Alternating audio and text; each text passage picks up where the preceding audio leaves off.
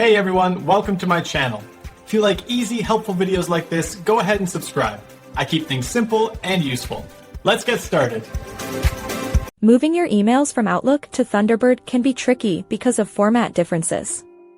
Most people run into errors because they try to import files directly without the right setup.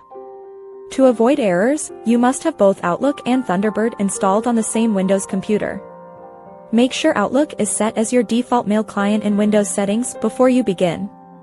This allows Thunderbird to see the data correctly. Open Thunderbird and click the menu button with 3 lines in the corner. Go to Tools and select Import. Choose the option to import from another installation. Select Outlook from the list and click Continue. You can choose to import messages, address books, or settings. Thunderbird will then begin the migration process automatically.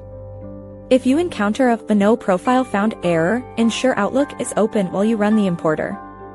For large accounts, it is better to use the Import-Export Tools NG add-on for a cleaner transfer.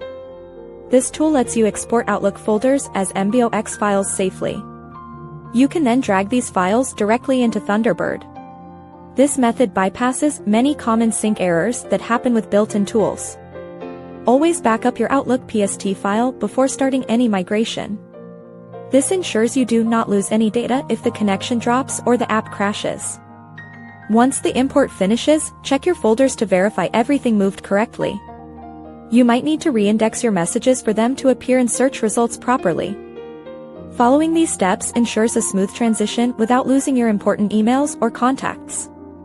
Keep your software updated to the latest version for the best results. Thanks so much for watching. If you liked the video, tap the thumbs up, hit subscribe, and ring the bell so you don't miss anything new. See you next time.